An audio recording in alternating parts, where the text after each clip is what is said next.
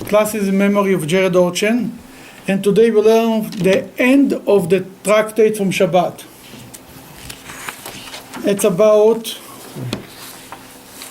what day of the day of the week that you are born has an effect what type of a person you'll be. Then first learn the chapter, then announce publicly when you were born if you want. Then you know what is included in it. Then you'll decide if you want to make it public or not. But this should be Hebrew calendar, not regular. The day of the week, Sunday, Monday, or Tuesday. Right. Another ledger entry. Let's start from right here in top. Another ledger. Top of the right column. Top. It was written in Rabbi Yoshua ben Levi's ledger. He who is born on a Sunday will be a man of one nature, without one trace of any other nature in him. If one who is born on Sunday is a one-way type of person, if it's whatever it is, if he's nice, he's very nice. If he's not nice, he's very not nice. Whatever he is, it's like a extremist, basically. Continue. The Gemara explains this statement. What does without one trace of any other nature in him mean? If you say it means he will be without trace of goodness, that cannot be. For Rav Ashi has said, I was born on a Sunday. Obviously Rav Ashi, go ahead, I'm sorry. Obviously Rav Ashi had more than trace of goodness. He's the author of the... the Rav Ashi was the author of the Old Talmud. He was born on Shabbos. He was born on Sunday. And he was the leader of the Jewish people at that time. Obviously, he was more than just one type of person. Go ahead. It is not then that he will be without one trace of badness, but this cannot be either. For Rav Ashi has also said, I and Dimi bar Kakutska were born on Sunday. I became a king, i.e. the head of the Torah Academy, and he became a leader of the gang of thieves. That means to say you cannot say somebody who is only good, because he's a gangster, and Rav Ashi is a king of Torah, he's a leader. Rather, it must really mean this. Either the person's nature will be all good without a trace of bad, or all bad without a trace of good. It means to say, basically, a person who is more to one type person, like is one direction and not the other direction. For sure, one thing is clear, and that's written in other places in the Talmud, that somebody who is born on Sunday, he will be a Rav Ashi or a leader of gangsters. Basically, a man who was born on Sunday will be a leader. One way or the other. He will be a leader. What type of a leader, that's up to you. But he will be a leader. It means to say, no matter what God gives you, you always has a choice. You always a person has a choice for good or for bad. Nobody takes away the choices from a human being. But if you are born on a Sunday is the beginning of the week, you will be a leader. What type of a leader you're going to be? That depends. You might be a good leader, you'll be the head of the class. Or you can be the gangster in the neighborhood, the leader of all the gangsters. The Gemara explains. The Gemara explains, what is the reason a person born on Sunday will tend to extremes? Because on Sunday, the first day of creation, light and darkness were created. Then God created light and darkness, right? What was created the first day? What God said the first day? Yehi or, let there be light.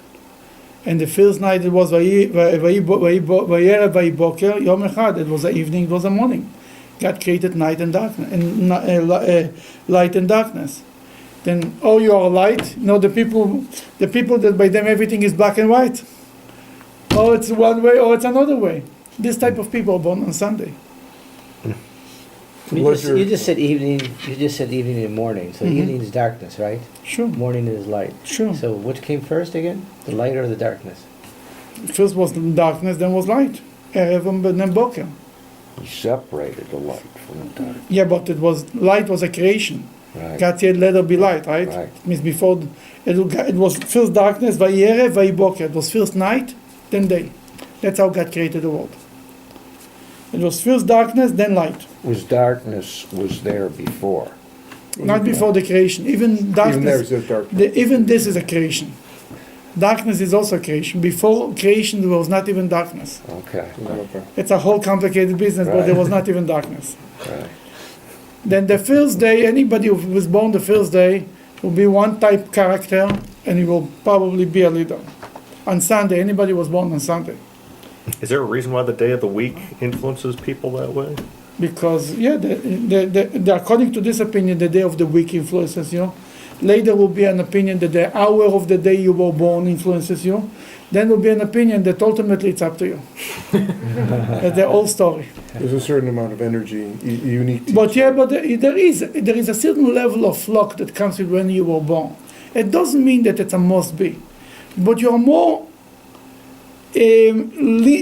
leaning towards this direction. You understand? It doesn't mean that everybody must be a leader. We would have millions of leaders. But there is better chances if you're born on this day, you'll be this type of character. Let's get a little to the other days. We will get an understanding how the Talmud thinks about it. The ledger entry continues. Okay, that's the next. Continue. He who is born on Monday, On Monday. What about the guy who was born on Monday? will be an angry man. Okay, we don't say women, you see. It's only men. I don't know what day I was. An angry man. Why? What is the reason? Because on Monday of creation, the waters were divided. What was Monday? What was created on Monday? Nothing. You know what was created on Monday? On Monday, God created the divisiveness. He divided the water from the heavens, the water from the earth. Then the concept of dividing something, the concept of fight, if you want, was created on Monday. Then on Monday, why people hate Mondays in America? Everybody hates Monday. I was born one day. 1 second. So, why people don't like Monday? Because Monday, because it's the first day. But I was in Israel. Nobody ever said, "Oh, it's Sunday again. Oh, it's terrible." I never heard that. I came to America. I couldn't understand for a long time. It took me a long time to relate even to. What do you want from Monday, guys? Oh, I made a mistake. It's Monday. I did this. It's Monday. I did that. What do you want from Monday? What Monday did to you? The mamas and the papas. Now I understand. Monday is the day of divisiveness. And because of the divisiveness, people are not in a good mood. That's what he says, will be angry. A guy who is a fighter, make fights. Continue. He who is born on a Tuesday will be a wealthy man, and he will be a promiscuous man. Aha. He will be a wealthy man. Why? What is the reason? Because on Tuesday of creation, verbiage was created. What is the point of Hebrew creation created? What do you think? It means to say everything goes fast. He's successful. He's doing things fast. And there is a whole explanation why he's a promiscuous man, but that's okay. The point is, it will be he's alive. Things are going fast by him. What does this mean? That anybody who is born on Tuesday will be a rich man? Who born on Tuesday will be a rich man? It means to say that it will be easier for him to make money.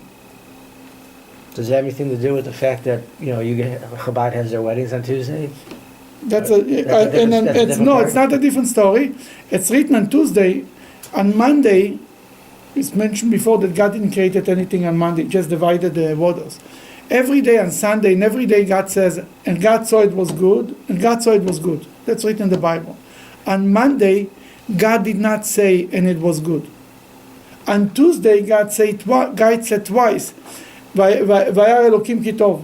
It's a double and was good. Pa'amayim Kitov. Twice God says, and it was good. Therefore, Tuesday is a blessed day. Absolutely. That's why we move into a new home on Tuesday. That's why we have a wedding on Tuesday. Because Tuesday is a blessed day. And a person who's born on Tuesday is a blessed person. And it's interesting, when I moved, I called the moving company, Vice Movers, they told me, said I want to do on Tuesday. They told me everybody wants to move on Tuesday. I thought I'm the only chochem in town. I told them, people know, she tells me, sure, people know. To teach you that what you know, everybody knows. Okay, now we'll go to Wednesday. Go ahead. Yeah. He who is born on a Wednesday will be a wise and radiant man. I think you children were born on Wednesday. They weren't. You wanna- No. Why? Anybody who's born on Wednesday will be a smart person. Why? Why? What is the reason? Because on Wednesday of creation, the luminaries were set in place. What does this mean? The sun and the moon, it represent wisdom, illuminaries, light. What means a person says he's in the dark? People who are uneducated are in the dark. People who are educated see the light. Then the illuminaries of the world, the sun and the moon, represents knowledge. That's why somebody who was born on Wednesday will be a knowledgeable guy. It doesn't mean he'll be successful, have money, but he will be knowledgeable. At least he'll have knowledge. There is a story about one of the commentators. I think it was the Evan Ezra. He was very smart, but whatever he did, he was not. He wrote about himself that if he will sell candles, the sun will never set. He will sell shrouds. Nobody will ever die. Whatever he will do, it just was not successful. Then the idea is that anybody who was born on Wednesday will be smart. I thought the sun was put in the sky on Thursday. Like, No, It was I'm a sorry. Wednesday? Fourth Yeah. day. The fourth day. Fourth day. Yeah, that's I think very clear. There's no discussion about. When we did that when it came back, like It was on a Wednesday. Wednesday had to be morning. had to be on Wednesday. It was a Wednesday morning, by the way. Yeah. Okay. Okay. Next day, continue. He who is born on a Thursday will be a man who performs deeds of kindness. Ah, a nice guy. Somebody who likes to do favors. There are people who enjoy to do favors. Simple. They were born like this. Why? Because of when were you born? Thursday. Some people like to do favors. Wow. Why is Thursday a person who likes to do favors? What is the reason? Because on Thursday of creation, fish and fowl were created. The fish, God made their food easy. The fish, they don't have to work hard to find their food. It means to say God was kinder to them, made it easier for them. Because it was a day of kindness, that anybody who's born on a Thursday will be a kinder person. Go ahead. He who is born on a Friday will be an assiduous man. What does assiduous means? Work hard. That's what it means, yeah. Like Diligent, Diligent, yeah. careful. Focus. Careful, focus. I mean, it's written in other places that somebody who is born on a Friday will be constantly in a rush. You know, before Shabbat, you're always in a rush. You're rushing, catching up for Shabbat, and then, the candles are not ready, the children is not on the fire.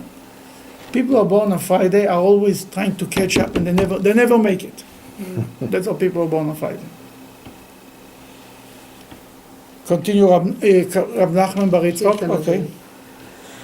Rav Nachman Bar Yitzchak said,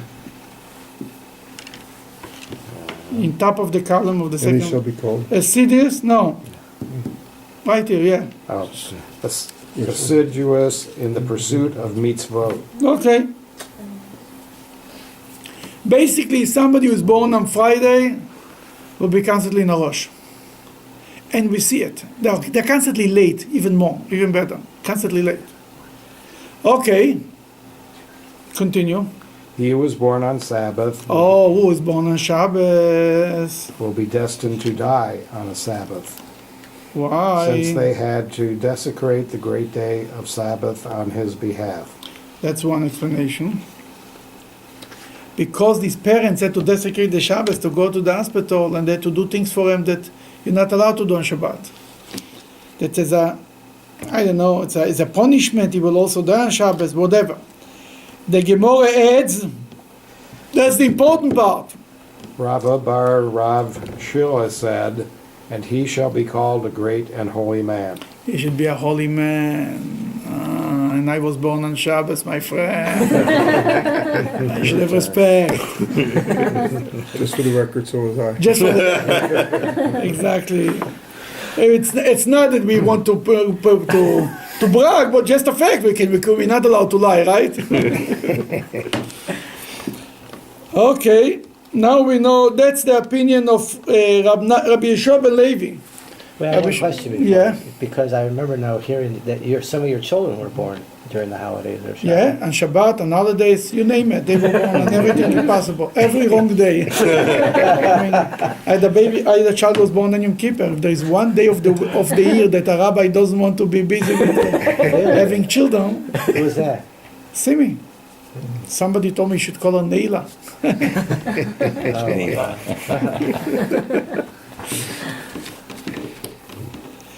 Okay, that's the opinion of Rabbi Yeshua ben Levi. The Gemara cites, The Gemara cites an opinion dissenting from one reflected in Rabbi Yehoshua ben Levi's ledger.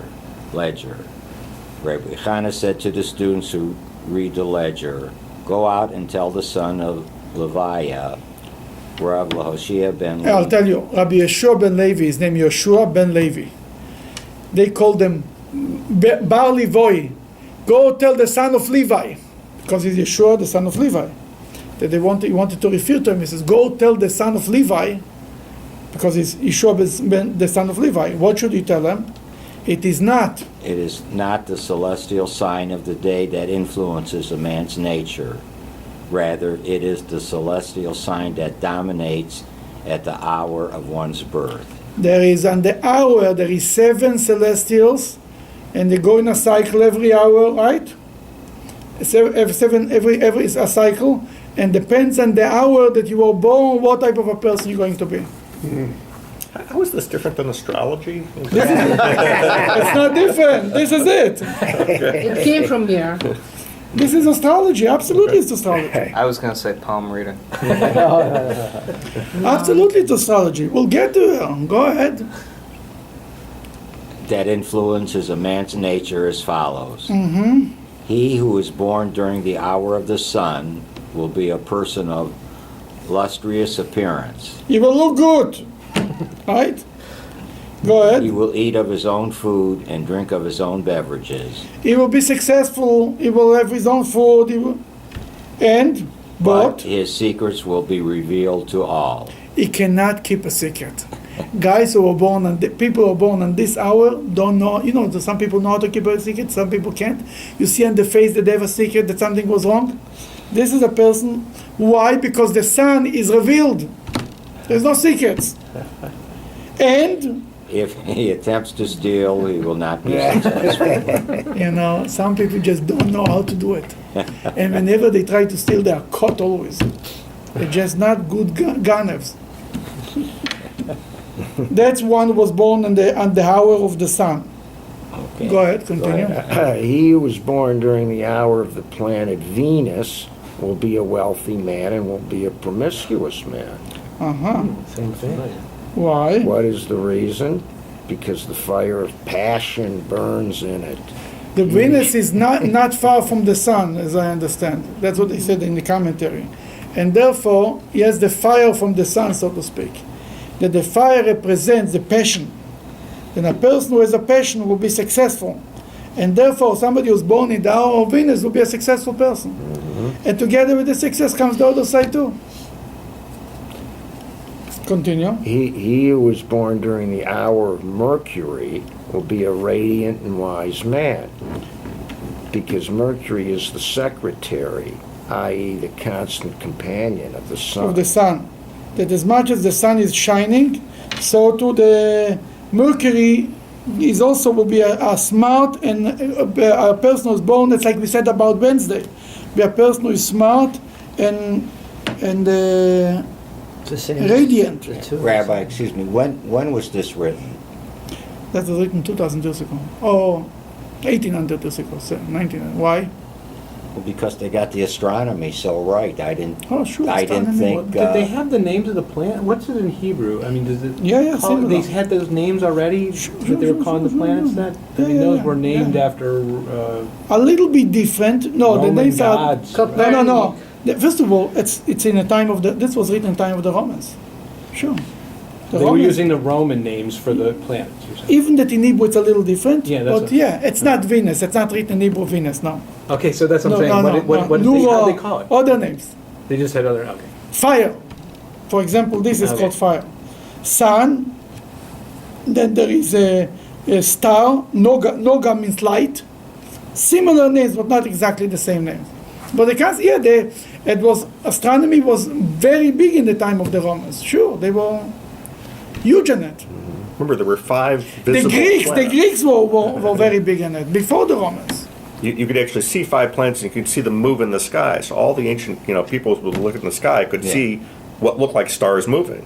And those were 5 things. And then you've got this moon and the sun, so that's how you have 7. 7 days of the week became very popular because of that. And we can see here, each one is correlated with the day of the week. With an hour, yeah. Yes. I mean, Maimonides, when he writes about astronomy, he says he based his whole writings, he says the time of the prophet, they were, in the Jewish people had a lot of book of astronomy, and it was lost. And he said he based his astronomy on the books of Chachmei Yavan, the Greek scholars. Okay. If it's something true, we take it from wherever it is. It's like science, you understand what I'm saying? It doesn't have to be from a Hasidic rabbi. If it's science, it's That's science. what I meant. I didn't Yes. realize they were that Oh, they advanced were in very, astronomy very. and everything. The Talmudic scholars were unbelievably smart. We cannot even relate to the amount of knowledge they were able to hold in their brains. There was a few generations of scholarship that doesn't make sense even. There's all that we know now, and everything is printed, and everything is written, everything is then computerized, was in their minds. And they could- Nothing was written. And it wasn't necessarily in this order. No, sure not. They could manipulate it like a computer. Okay. Continue. He who was born during the hour of the moon will be a man who suffers afflictions. Mm-hmm. He will build and raise and build. He will have to eat food that is not his own and drink beverages that are not his own, but his secrets will remain concealed. He attempts to steal, he will succeed. Okay, let's stop right here. What's the moon? The moon doesn't have anything on its own. The moon receives everything from the sun. Means a person is not and doesn't have anything of his own. He has to receive from other. He has the money, he has to receive from other. Everything he has to get from other. He doesn't have anything that he builds. He's just a reflection of something else. But on the other hand, because his night is covered up, then if he steals, he'll be successful because he's a covered up type of personality. Really, the Jewish people are compared to the moon. Because we are a reflection of God. Just like the moon is a reflection of the sun, we are a reflection of God. The moon gives the light to the world, what she gets from the sun. We give the light of God, of the Torah, to the world. Then it's in many places, all over. That's why the Jewish calendar is based on the moon and so on and on, because we are compared to the moon. That we don't have anything, we are humble like the moon. We don't feel that we have anything on our own, it's all from God. But a person who's born on this hour of moon will be this type of personality. He who is born, He who is born during the hour of Saturn will be a man whose every plan comes to naught. But some say every plan that is plotted against him will come to naught. Why? What Saturn is? Naught? What was the word? What is Saturn? Oh, in Hebrew it's called Saturn. as Shabbos, Shabbat, Shapsai. It's called like the Sabbath. That's the hour. That's the name of the celestial in Hebrew. Shabtai. Shabtai comes from the word Shabbat, and therefore, whatever he plans on Shabbat, nothing works out. That's a known thing. That if you plan to go somewhere on Shabbos, it's not going to work out. If you plan to do business, if you plan your business on Shabbat, chaloimus, it's not going anywhere. Well, it makes sense because Saturn's a big planet of gas, and so it's just a big hot place that goes nowhere. Hot air. Just full Hot of air. Yeah. Nothing happens there. Okay. Continue. Every. One. Oh yeah. He who is born during the hour of Jupiter will be a man of rectitude. Jupiter in Hebrew is tzedek. Tzedek means righteousness. That a person who was born non-tzedek will be righteous. Will be a tzadkon. You understand? And the Gemara explains. Rabbi Nachman Bar Yitzchak said that means he will be a man of rectitude regarding mitzvot. He will be charitable. He will be charitable. A person who was born on the hour of what is called in English, Jupiter, will be a good person, like we said about Thursday. That will be the person who is born on this hour. Because according to this rabbi, it doesn't go by the day, it goes by the hour. Go ahead. Rabbi Chanina concludes, he who is born during the hour of Mars will be a man who spills blood. Why? Because it's red. Planet. It's a red planet. In Hebrew, Mars it's called Ma'adim, from the word red, Adom. Ma'adim. The one who born on Ma'adim, on that hour, that's why there is a tradition according to Kabbalah, not to make Kiddush on Friday night, depends on in the summer, around between 6 to 7 o'clock in the evening. Because this is an hour of Jupiter. Mars? Of Mars, I'm sorry. And it's red. Then and you usually make Kiddush on red wine. That you don't want to make it a blessing and red wine on this hour. Then we wait until after 7, then we make Kiddush. That's really interesting that he is born during the hour of Mars is the one who spills blood. Because, it's got a parallel in Greek mythology. The Greek god Mars was the god of war, if I'm not wrong. Just interesting coincidence. It's not a coincidence, these guys knew about that. Because, the red planet, that's how it got its name. That's how it got its name? Yeah. Blood? Yeah, blood red. People would see it. Uh-huh. Okay, now the Gemara explains. Gemara explains. No, you didn't finish. The Gemara explains, Rabbi Ashi said, he is destined to be a spiller of blood in some way, whether he becomes a bloodletter, or a thief, or a shachet, or a moil. Now, what does this mean? Well, 3 out of check that. A lot of career options. He's going to spill blood. How he will spill blood is up to him. He will direct his energies in a good way or in a bad way. If he's in a good way, he will be a shochet or a moel. In a bad way, he will kill people on the streets. Then, it means to say a person has a certain character. What he will do with it is up to him. As I said right in the beginning. Somebody will be a leader. Ravashi was a leader of the old Jewish people, and his neighbor was the leader of the gangs of the mafia. Right. They were both leaders. The question, what to lead is up to them. This guy is born in an hour of blood spillers. It's up to him what he's going to do with it. Continue. The Gemara objects to Rav Hanina's opinion.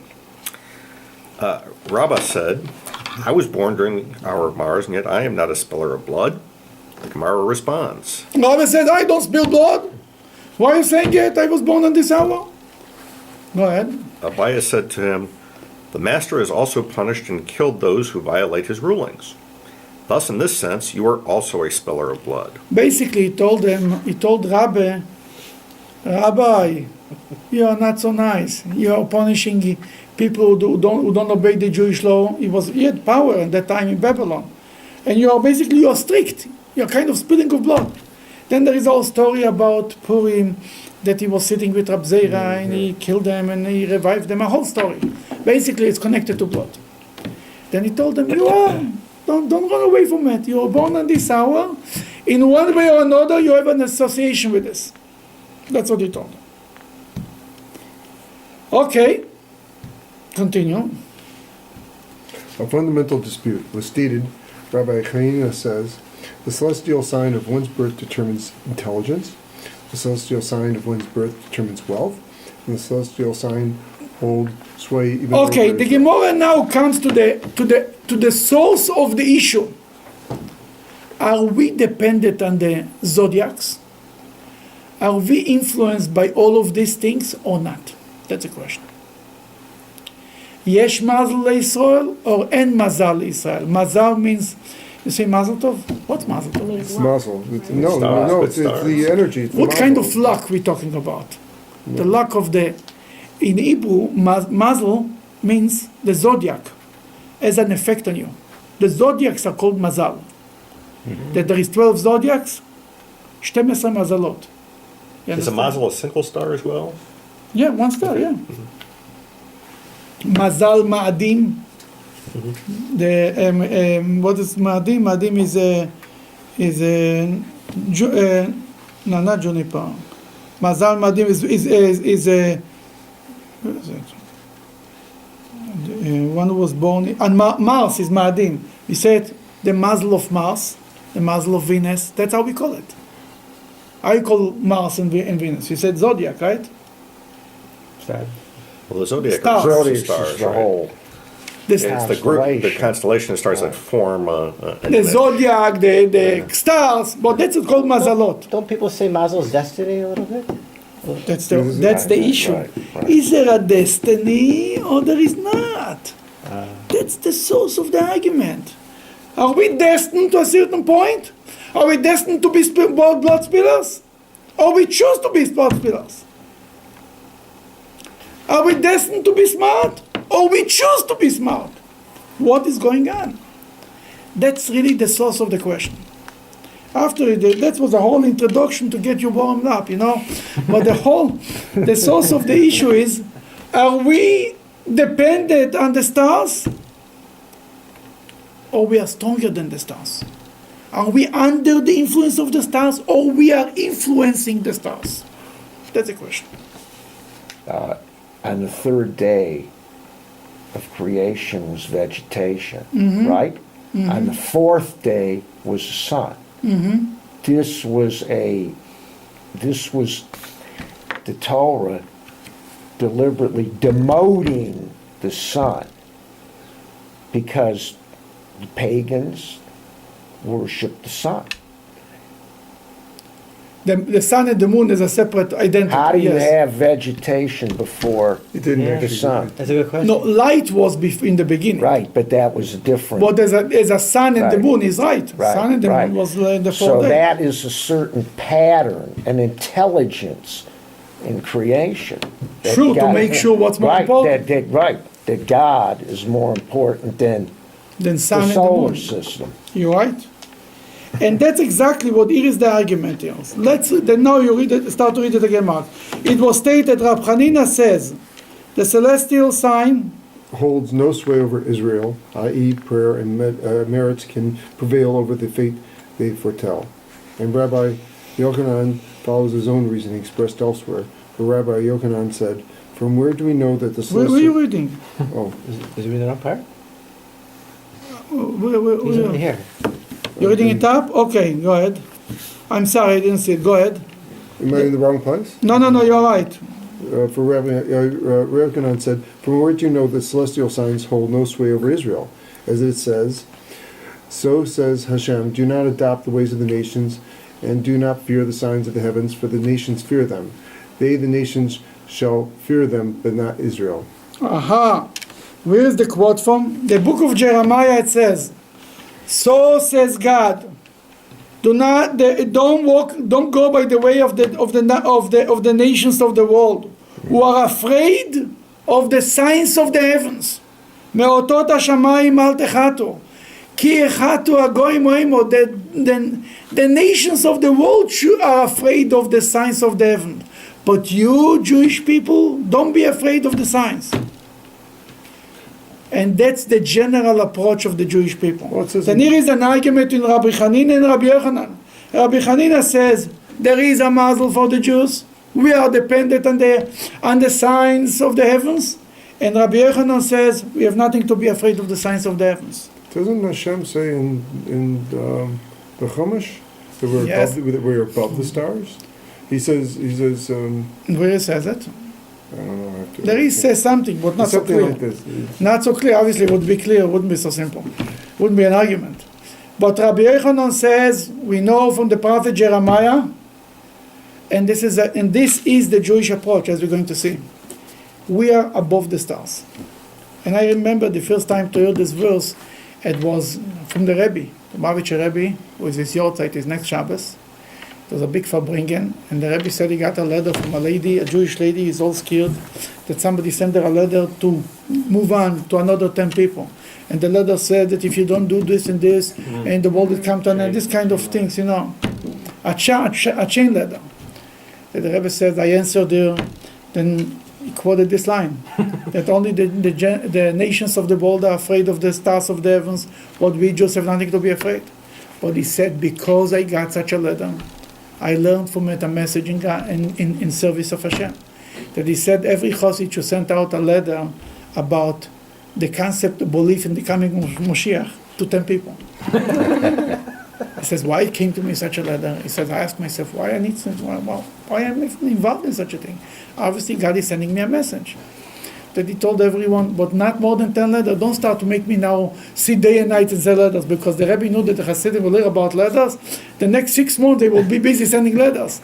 He says, just send for 10 people letters and move on. And I remember every one of us, it was a special letter quoted from the places in the Bible and in the Talmud about the coming of Moshiach. It's a pamphlet, basically, that we sent to 10 people. And that day I remember to hear this verse, the quote from Jeremiah the first time, that we have nothing to worry about. It was exactly 30 years ago, I think, that was the Rebbe talked about it, the story. Okay, the Gemara adds, And Rav too holds that the celestial signs hold no sway over Israel. Rav also, not only Rabbi Yochanan says we Ein Mazal Israel, there is no fear of destiny for the Jews. Rav also says the same thing. We say Mazel Tov, but we are not afraid of the Mazel. Continue. For Rav Yehuda said in the name of Rav, for where do we know that the celestial signs hold no sway over Israel? As it says, and he took him outside. Okay, we'll give you a little introduction. Talking about Abraham. Abraham he talked to God. He says to God, I'm not going to have children. Eliezer, my servant, is taking over. Then what God said, God told them, it's written, he had a vision. God told them, took him outside and told them, look up. As many stars as you see, that how many children you have. Why God took him outside to see the stars? What was the message here? Continue. Abraham said before the Holy One, blessed be. Abraham said before the Holy One, blessed is he, Master of the universe. My steward inherits me. The Holy One replied to him, no, that one will not inherit you. Only he that shall come forth from within you shall inherit you. God told them, your own child will inherit you. So they continue, Talmud continue, Abraham then said before him, Master of the universe, I have already consulted my astrology, and I see that I am not fit to bear a son. He said, in astrology, I looked in astrology, I'm not going to have children. That's what Abraham told God. God told him, Omar, the Holy One said to him, go outside of your astrology, for the celestial signs hold no sway over Israel. He told him, go outside, move on, go outside, not physically. Get out of the astrology business. Astrology doesn't affect us. We are stronger than astrology. We affect the astrology, not astrology affects us. What do you suppose? What do you suppose that Jupiter, in whose hour you were born, is situated in the west, and you are therefore infertile? I will simply move it around and situate it in the east. That is the meaning of that which is written. Who awoke Tzaddik from the east? He summed it because of him, Abraham. Basically, God told them, you're afraid of Jupiter? We'll move him. The point is, we will move Jupiter. We influence Jupiter. Jupiter doesn't influence us. That's the Jewish attitude. And that goes on a whole page now, that we will learn how we are not Jewish people with a mitzvah can change their destiny. It's not that it's nothing, but we never go to find out what the astrology says, because you can influence it. You can change it. Therefore, it doesn't make a difference what they say. We don't bother with it. And the Talmud brings 3 stories about it right now that we're going to learn. Go ahead. Several incidents are cited that corroborate this principle. And so, too, from an incident that once occurred with Shmuel, we may conclude that the celestial signs hold no sway over Israel. Shmuel was a Talmudic rabbi. Rav and Shmuel, they were the 2 leaders of the Jewish people in Babylon. And Shmuel was very big in astronomy. Shmuel was very big in astronomy. Okay. For Shmuel and Avlet were once sitting together, as some men were going to swamp to cut. Avlet was another big astronomist and astrologist. And Shmuel, who was busy with these things, was sitting with this big guy. Go ahead. Avlet said to Shmuel, "This man will go, but he will not come back. A snake will bite him, and he will die." He saw a guy walking to walk. He told, this guy is not going to come back. That's what Avlet told Shmuel. A snake will kill him. Okay, what happened to him? Shmuel said to Avlet, "If he is a Jew, he will go and come." You hear? Told him if he's Jewish, he will go and come. While Shmuel and Avlet were sitting there, the man went and came back.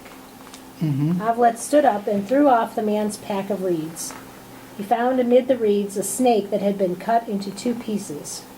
Shmuel said to the man, "What have you done that might have made you worthy of escaping death?" He said to Shmuel, "Every day we all throw our bread together in one basket and eat it. Today I realized there was one of us who did not have any bread to throw in, and he was growing embarrassed. I told them all, I am going to get up and collect the bread today. When I reached that person, I pretended to take something from him and made up the difference with my own bread so that he should not become embarrassed." Okay, what happened there? He told him, he found in his bag a snake cut off in half that basically you're supposed to kill him. Told him, what you did good.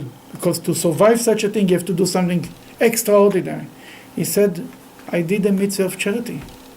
I saved the guy from embarrassment. Everybody used to bring his bread, and this guy didn't have bread, and I saved them from this embarrassment. I made it my bread. I gave it like it was his bread.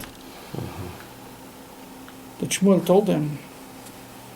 Shmuel then told them, "You have done a good deed, an act of true charity." and that's basically what saved you. Shmuel went out. And expounded, "And charity saves from death." Aha. Charity saved from death is a verse. And not just Proverbs. from an unusual death, but even from death itself. It means to say charity does not only save you should not have a bad death. Charity saves you from death. You should live longer. It's a famous, it's in Proverbs, and it's a famous line and that's why by funerals or when you go in the cemeteries in Israel, there is charity boxes, because the concept is the charity will save you from death. And where Shmuel learned that from this experience that he saw by himself, that this guy did charity, and therefore the charity saved them from that the astrologist was not wrong. He says, when he says he means to die, yes, but it's good he changed his destiny. That's the whole point. What was the story of...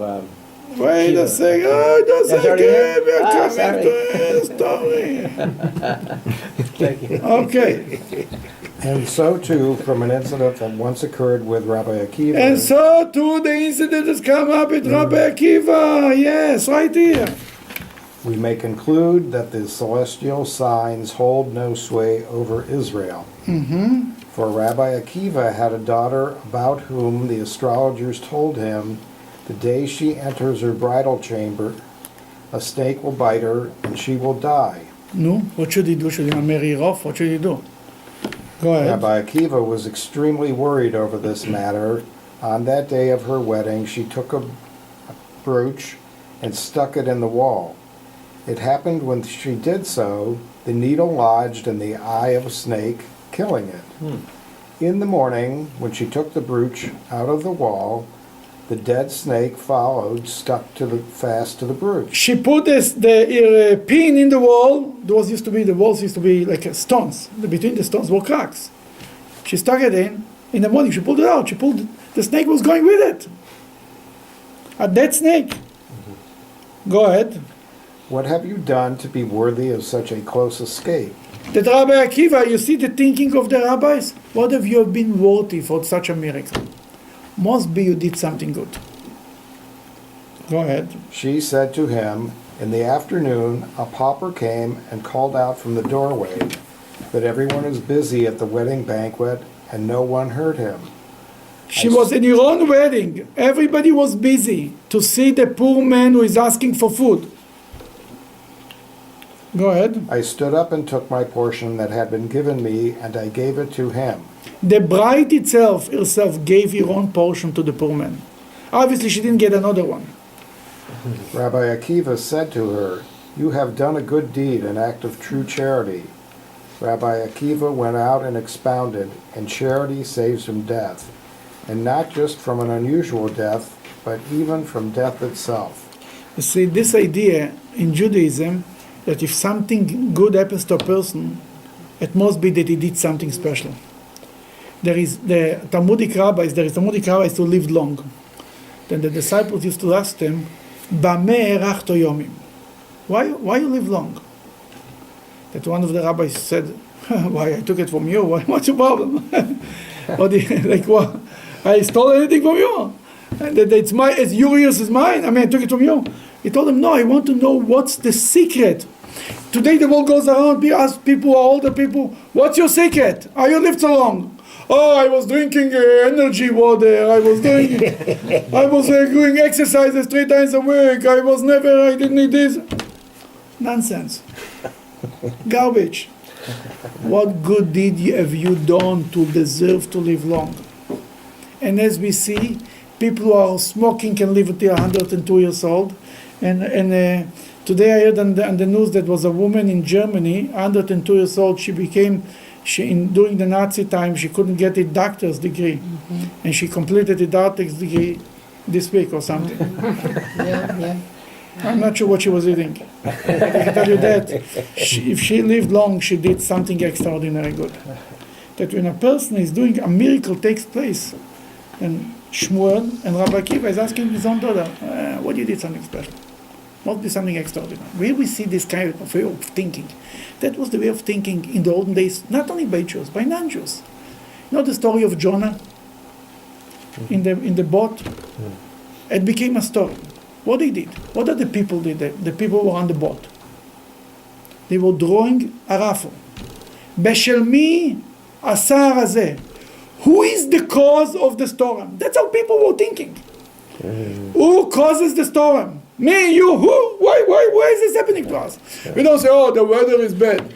I know the weather is bad. The question is why? Who causes it? They made a raffle, and it came out on Jonah. Jonah said, "It's my fault. I'm running away from God. Throw me into the water, it will be over." They threw him into the water, the storm was over. That's how people were thinking. That's the Jewish way of thinking. And therefore, if something happened to us, it's not a matter of blaming ourselves that because he did something wrong. It's a question to ask us, what could we improve in our spiritual life that things should get better? That's what Rabbi Shmuel said and Rabbi Akiva said, and now we have another one, the same story. Another incident, and so too from the incident that occurred with Rav Nachum ben Yitzchak, we may conclude that the celestial sign holds no sway over Israel. For the astrologers once told Rav Nachum ben Yitzchak's mother, "Your son will be a thief." She never allowed him to uncover his head. She told him, "Cover your head so that the fear of heaven should be upon you." That's the reason why we cover our head with a kippah. That the fear of heaven should be upon us. And she, an astrologist told her, this guy will be a ganev. She always put his cover of his head. He shouldn't become a ganev. Should remember there is a God above him. He shouldn't be a thief. What happened? And pray to God, for God, we are on the same page. No, don't go anywhere. Okay. Underneath. And pray for God. God's mercies that the evil inclination should not dominate you. He never knew why she told him this. One day he sat studying under a palm tree, and a cloak fell off his head. He lifted his eyes and saw the palm. The evil inclination overpowered him, and he went up and chopped off a cluster of grapes with his teeth. You see what's going on here? Rab Nachman Bar Yitzchok, the great rabbi, lost his yarmulke for a minute. It took him over. Not too serious. It means to say that we can overcome these things. You know, and it's as a connection to the parsha of this week. We read this week's parsha about the spies. The 12 spies that Moses sent to Israel to spy the land. They came back. He said the land is it's too strong. It's a good land, but we will never be able to make it. And the whole nation started to scream and cry and kvetch. We don't want it. And they wanted to stone the leaders, to stone Joshua and Caleb, who said it's a good land. Eventually, what happened? God zoomed down the sound, the cloud, and God told Moses, I want to destroy the old people.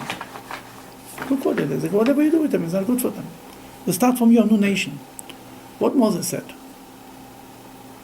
Moses said, you know what Moses said? Forgive him. Said, why? Moses said, what are the goyim going to say? Right. Yeah?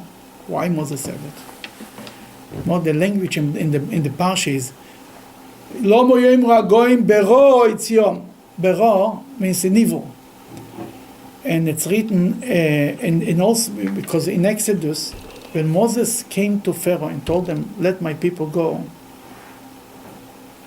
Pharaoh used the same word ra'ah, and he said to them, Pharaoh was an astrologist. He said, I see blood on you in the desert. Don't go. Moses told them, don't tell us what you see. Just let us go. Don't worry for us. Now, if God will kill the Jewish people, they will not say, oh, it's a punishment to the Jews. What is Pharaoh going to say? I told you guys don't go. I told you there is. I see a star of blood on you in the desert. That convinced God not to do it. Then what happened? It's written that that was blood destined on the Jews in the desert. What did they eventually with this blood? It was a day of blood in the desert. Before they entered the land of Israel, during the desert, the Jewish people didn't see the babies who were born, the baby boys who were born in the desert, beside the people of the tribe of the Levites, were not circumcised, for whatever reason. Before they entered the land of Israel, and Joshua already was the leader, Moses passed away already. God told Joshua, you have to circumcise the Jews before they enter the land of Israel. And they were all circumcised in one day, 600,000 men, something like this. There was a lot of blood going on. Then God says, that's written in the Bible, Ayom galoti cherpat Mitzrayim. Today I took off the blood of the Egypt. What Pharaoh saw blood, what does this mean? God turned the bad blood into a good blood.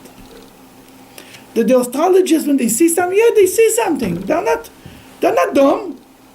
But we have the power to turn that upside down, to turn it from bad to good. And that's the whole idea. That's why we are not going after astrology and we don't look in the back of the magazines and all this nonsense. With one mitzvah, we can change everything. We trust in God. With this concept that we are above the stars. We dictate the stars. The stars don't dictate our life. And therefore we have nothing to be worried. And therefore people have always prediction. In 100 years the Jewish people will disappear. And in 200 years... You know what? All the predictions are predictions in the world of nature. Underneath the stars. We live above the stars. Our life, our existence is above logic. In the world of above logic, we have nothing to be afraid of anything. Because God is taking care of us. Yes. Ah.